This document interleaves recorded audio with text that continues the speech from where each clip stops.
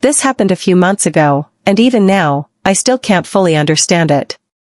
It was a regular Friday night, nothing special.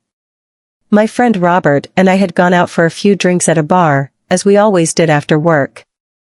Nothing crazy, just unwinding, talking about life, complaining about work, you know, the usual. I hadn't planned to stay out late, and by midnight, I was ready to call it a night. I pulled out my phone to order an Uber when Robert suddenly got a call. He answered, and although I couldn't make out the exact words, I could hear a woman's voice on the other end. Yeah. I know, I'm fine. No, I'm not driving. Oh, yeah, he's here too. He glanced at me, then after a brief pause, he covered the speaker and turned to me.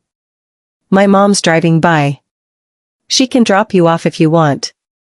I hesitated for a second. I mean, sure, I knew his mom, Margaret.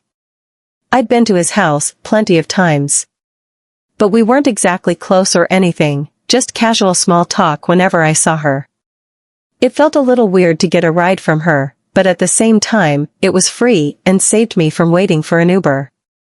Oh, yeah. Sure, I said.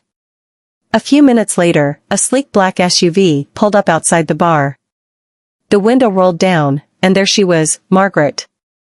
She looked different. Not in a bad way, just, I don't know. Maybe I'd never really looked at her before. Her blonde hair was styled in soft waves, and she wore a dark, elegant coat that made her look younger than I remembered. She held a coffee cup in one hand, tapping her fingernails lightly against the steering wheel as she waited.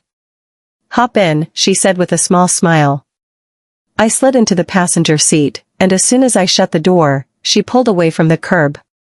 Robert staying behind? I asked, mostly just to fill the silence. Yeah, I guess so, she replied. But I was already out, so I didn't mind swinging by. We drove in silence for a minute, the smooth hum of the engine filling the space between us. Then I realized something, she hadn't turned in the direction she was supposed to. I think you took a wrong turn, I said, glancing at her. She didn't look at me, just kept her eyes on the road, a small, almost amused smile, playing at the corner of her lips. I know, she said simply. That answer caught me off guard. Okay, I chuckled nervously. So, where are we going? Margaret finally glanced at me, her expression unreadable. Relax, William, she said in a calm, almost gentle voice. I thought we could take the long way. Just drive for a bit. Unless you're in a hurry? I wasn't in a hurry, but that wasn't the point. Something about this felt different. Not bad, exactly, but definitely not what I had expected. I shifted in my seat, trying to decide if I should go along with it or push back. She was Robert's mom, after all. Just a normal ride home. That's what I told myself. But deep down, I knew this wasn't going to be just a normal ride home. I sat there, watching the city lights blur past the window, trying to convince myself this was nothing. But the way Margaret gripped the wheel, calm, deliberate, told me otherwise. She wasn't lost. She wasn't distracted. She knew exactly what she was doing. I cleared my throat. So, where exactly are we going? She smiled at my question, but kept her eyes on the road. You're always in such a rush, aren't you? That threw me off. I hadn't expected that response. I let out a nervous laugh. I mean, I wouldn't say that, but I guess I just wasn't expecting a detour. Margaret finally looked at me. Her expression was impossible to read. It's been a long time since I've had an interesting conversation with someone, William, she mused. I suppose I just don't see the need to rush. I swallowed, unsure how to respond. The way she said my name, it wasn't casual. It carried weight, a kind of understanding, as if she saw something in me I hadn't even considered myself. We had entered a quieter part of the city, where the streets were lined with tall trees and the houses sat far apart. The kind of neighborhood where driveways were wide enough to fit 5 cars. The kind of place where silence felt different, not eerie, but intentional. Eventually, she slowed down and pulled into an empty parking lot near a park. Margaret shifted the car into park but didn't turn off the engine. Instead, she leaned back in her seat, her fingers tapping lightly against the steering wheel. The soft glow from the dashboard cast gentle shadows across her face. "Have you ever felt stuck?" she asked suddenly. I blinked, caught off guard by the change in conversation. "Stuck?" I echoed, confused. She exhaled, staring out the windshield. "Like you're just following a script. Wake up, go to work, go home, do what people expect of you. But never really living." Something about the way she said it made my chest tighten, because yeah, I knew that feeling all too well. I'd never actually put it into words before, but there were nights I lay in bed, staring at the ceiling, wondering if this was it. If this was the life I was supposed to have. "Yeah," I admitted, my voice quieter than I expected. "I thought so," Margaret said, turning slightly to study me. "I think you might." She paused. A heavy silence settled between us, not uncomfortable, but weighted. She shifted in her seat, resting an elbow on the center console. Her fingers barely brushed my arm. It wasn't much, just the lightest touch, but it sent a strange current through me. "This isn't how I imagined my life," she whispered. "But here we are." I swallowed hard. This conversation, this moment, felt like something was shifting, like an invisible line had been crossed, and neither of us wanted to acknowledge it. I should say something safe, something neutral. But instead, I found myself asking, "Do you regret it?" She gave me a small, almost sad smile. "Not all of it." The way she looked at me when she said that made my pulse jump. I wasn't sure if she meant the drive, the conversation, or something bigger. But in that moment, I knew one thing for certain. Tonight wasn't over yet. The silence between us felt charged, like we both knew something was happening, but neither of us wanted to say it out loud. Margaret's fingers tapped lightly on the steering wheel, her eyes flicking toward me now and then, as if she were considering something. I should look away. I should say something to break whatever this was turning into. But I didn't. Instead, I found myself leaning back in my seat, exhaling slowly. "So, what now?" I asked, trying to sound casual, even though my heartbeat was anything but steady. Margaret let out a soft laugh, shaking her head. "You're asking me?" she teased. "You're the one who took the long way," I shot back. That made her smile, not just a polite, meaningless smile, but a real one. The kind that reached her eyes. And for some reason, that unsettled me more than anything else. She shifted in her seat, turning slightly toward me, just enough that I could see her clearly in the dim light of the dashboard. "Have you ever done something just because it felt right, even when you knew you probably shouldn't?" I swallowed hard. "Depends on what we're talking about." Margaret studied me for a moment, as if waiting to see if I'd flinch. If I'd pull away. When I didn't, she exhaled through her nose, almost like she was laughing at herself. "This is ridiculous," she murmured. I raised an eyebrow. "What is?" She shook her head but didn't answer. Instead, she reached for her coffee cup and the cup holder. Between us, she took a slow sip before setting it down, and finally, she spoke. Her voice was softer, thoughtful. "You remind me of someone I used to know." There was something in her tone, something almost nostalgic. I wasn't sure if that was a good or bad thing. "Oh?" I asked, trying to keep my voice steady. She didn't respond right away. Her fingers tapped lightly against the lid of her coffee cup. Someone who wasn't afraid to take risks. Someone who didn't just exist, he truly lived. I let out a slow breath, running a hand through my hair. "Well, I hate to break it to you, but I don't think I'm living a particularly exciting or extraordinary life, Margaret." She turned fully toward me, resting one arm on the back of her seat. "Maybe not," she said. "But I think you want to." I didn't know what to say to that, because, deep down, she wasn't wrong. The air in the car felt heavy, thick with something unspoken. I could hear my own heartbeat, feel the warmth of her presence beside me. This was crossing a line, I knew that. But the truth was, I wasn't sure if I cared. Just as I was about to say something, Margaret seemed to snap back to reality. She reached for the gear shift and pulled the car into drive. "Let's get you home," she said, her voice gentler now. And just like that, the moment passed. I nodded slowly, forcing myself to look away, to focus on the road ahead. But even as she pulled out of the parking lot and we merged onto the quiet streets, I knew this wasn't over. Not yet. The drive home was quieter this time, not an awkward silence, but a weighted one. As if we both knew something had shifted, but neither of us wanted to be the first to say it out loud. Margaret's hands remained steady on the wheel, her expression unreadable. But every now and then, I caught her glancing at me, as if checking to see if I was still thinking about what had just happened. And the truth was, I was. I couldn't shake the way she'd looked at me in the parking lot, the way her voice had softened when she talked about regret and wanting more. It hadn't just been small talk. It hadn't just been some casual conversation. And now, as we pulled onto my street, I felt a strange mix of relief and disappointment. Relief, because I wasn't sure what would have happened if we'd stayed out any longer. Disappointment, because I wasn't sure what would have happened if we had. Margaret slowly pulled up in front of my building and shifted into park. I reached for the door handle, but hesitated for a second. "Thanks for the ride," I said, keeping my tone even. She smiled, a small, knowing smile. "Anytime." I pushed open the door, stepping out into the cool night air. But just as I was about to close it behind me, she spoke again. "William."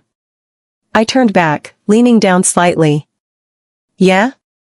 Margaret tilted her head, studying me for a second. Then, in a voice so quiet I almost didn't hear her, she said, "I meant it." I swallowed. "Meant what?" She held my gaze. The glow from the street lamp cast soft shadows across her face. "About feeling stuck. About wanting more." I exhaled slowly, gripping the edge of the door. "Yeah," I admitted. "I meant it too." A beat of silence. Then, finally, she nodded, almost like she'd just made up her mind about something. "Good night, William," she said. I nodded back. "Good night, Margaret." I shut the door and stepped onto the sidewalk as she drove away. I watched the taillights of her SUV disappear down the street, and only then did I finally exhale.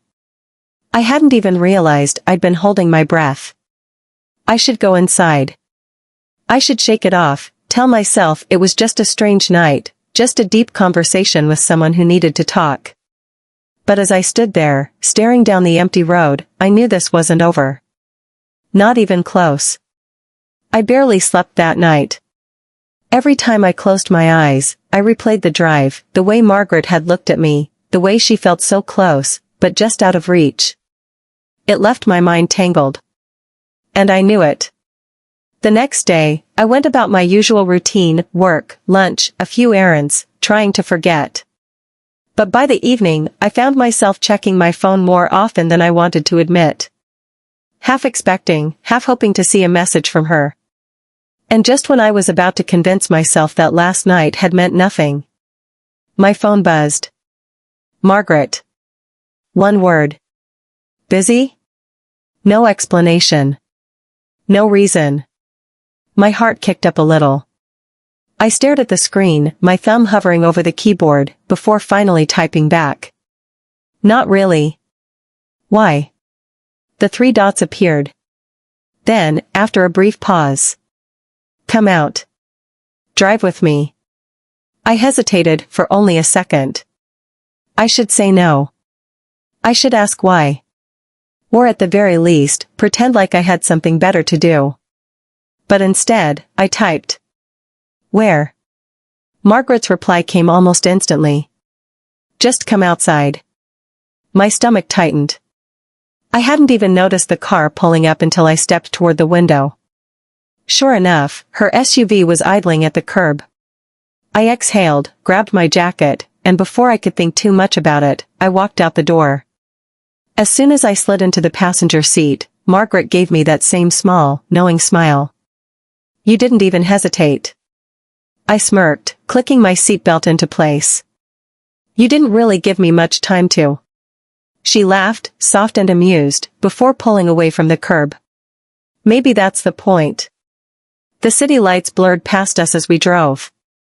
But unlike last time, there was no uncertainty about where we were going.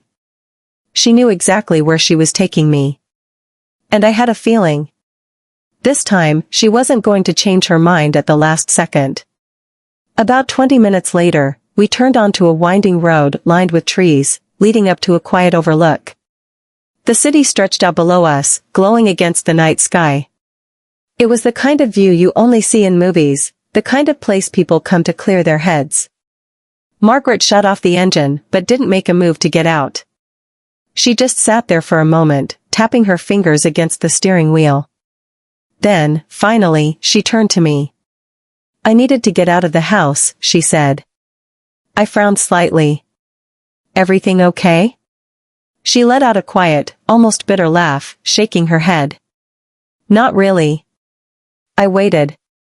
I didn't push. Just let her take her time. After a moment, she sighed, leaning back against the headrest. Do you ever feel like you've built a life for yourself, only to wake up one day and realize it doesn't even feel like yours anymore? I studied her. The way her grip on the wheel was just a little too tight. Yeah, I admitted. I know what that feels like. Margaret turned to me, her expression unreadable. What do you do when that happens? I swallowed, feeling the weight of the question. I don't know, I said. Maybe, you change something. Her gaze didn't waver. Maybe. The silence between us thickened. And then, without thinking, I reached out, placing my hand over hers on the center console. It wasn't calculated. It wasn't a move. It was just instinct. Margaret didn't pull away. If anything, she exhaled, like she'd been waiting for something to happen. And that's when I knew. This wasn't just a drive. This was something else entirely. William, she whispered. I swallowed, my fingers still resting lightly on her hand. Perhaps a fleeting smile crossed her lips. And you're okay with that? I exhaled, shaking my head. Not really. But I don't think you are either. Her eyes flickered as if I had touched on something she wasn't ready to admit. Then, instead of answering, she turned her hand over, letting her fingers brush against mine. It was small, delicate, but enough to confirm that whatever was happening between us, it wasn't just in my head. The logical part of my brain was screaming at me to stop before this went any further. But another part, the part that had been thinking about her since that first night, wanted to see just how far this would go. Margaret shifted slightly toward me, her perfume light but distracting. And when she finally spoke, her voice was barely a whisper. This is a bad idea, she murmured. I took a shaky breath. I know. Neither of us moved. The city lights flickered outside the windshield, but inside the car, time felt frozen. Just when I thought she might close the distance between us, she pulled away. Margaret turned, gripping the steering wheel as if trying to steady herself. I should take you home, she said, her voice almost too controlled. I hesitated, then nodded, slowly. Yeah. She didn't look at me as she started the engine. The moment had passed, but its weight still lingered. The drive back was quiet, but not like before. This time, the silence was heavy, thick with all the things we almost said. When we finally pulled up in front of my place, Margaret kept both hands on the wheel, staring straight ahead. I unbuckled my seatbelt, hesitating for a second before opening the door. Margaret. She turned to me at last, her expression unreadable. Good night, William. I studied her for a moment, searching her face for any sign that I wasn't the only one who felt like this wasn't over. And then, just as I was about to step out, she reached across and lightly touched my arm. Not enough to stop me. Just enough to make sure I heard her when she said, This doesn't change anything. I swallowed, my grip tightening on the door handle. doesn't it?" She didn't answer. I stepped out, shut the door behind me, and watched as she drove off into the night. But as I stood there, watching her taillights disappear down the street, I knew the truth. This had changed something. And neither of us knew what to do about it. The next morning, I woke up with a hollow feeling in my chest, like I had left something unfinished. Because Margaret and I had reached a boundary last night, a line we had almost crossed. But now, in the light of day, it felt like a dream. I told myself to forget it. To move on. But that was easier said than done. Every little thing reminded me of her. The way she looked at me. The way she hesitated. The way she lingered on the M just a second too long. I went through my day, trying to stay busy. But my phone stayed silent. No messages. No calls. By evening, I gave up pretending I wasn't waiting for something. I grabbed my coat and headed out, just needing air, needing space. And then, almost as if she knew, I saw her car parked there. Margaret hadn't texted. She hadn't called. She had just shown up. She rolled down the window, her face unreadable. "Get in." I didn't ask any questions. I didn't hesitate. I just opened the door and slid into the passenger seat, just like I had too many times before. She pulled away from the curb without a word, but the tension in the car was overwhelming. I could tell she was overthinking, just like I was. After a few minutes, I finally broke the silence. "Margaret, what are we doing?" Her grip tightened on the steering wheel. "I don't know." I sighed, running a hand over my face. "Last night, it was nothing." She glanced at me, her expression conflicted. "I know." I turned fully toward her. "So what now?" Margaret swallowed, staring at the road. "I needed to see you," she admitted quietly. I didn't answer right away. I could tell this wasn't easy for her. Finally, I asked, "Why?" She pulled over onto a quiet street, shifting the car into park. When she turned to look at me, her expression was raw, unguarded. "Because I want this," she said, voice barely above a whisper. "But I can't have it." The words hit harder than I expected. I nodded slowly. "I get it." Her jaw clenched. "And you?" I exhaled. "Margaret, I've been trying to figure this out since the first night you picked me up. But I know one thing, this isn't sustainable. We can't keep pretending like nothing is happening." She looked away, staring out the windshield. "I know." Silence settled between us. Margaret took a sharp breath, as if making a decision. "This is the last time," she said. I swallowed the lump in my throat. "Yeah?" She nodded. "Yeah." I searched her face for doubt, but I didn't find any. She meant it. And even though I hated it, I knew she was right. I tried for a small smile. "Guess this is our last ride, then." Margaret let out a soft, sad chuckle. "Guess so." For a few moments, neither of us moved. It felt like something should happen, a big moment, a dramatic goodbye. But instead, all we had was this silence. Then, slowly, she reached across the center console and took my hand, just for a second, before letting go. She put the car back into drive and took me home. When we got there, I unbuckled my seatbelt, hesitating before opening the door. I turned to look at her, meeting her gaze. "Be careful, Margaret." She nodded, her fingers gripping the wheel. "You too, William." I stepped out, shut the door behind me. She didn't wait. She just drove away, disappearing down the street as if she had never been there at all. And just like that, it was over. No grand finale. No dramatic confessions. Just a quiet goodbye to something that almost happened. Maybe that's how it was always meant to be.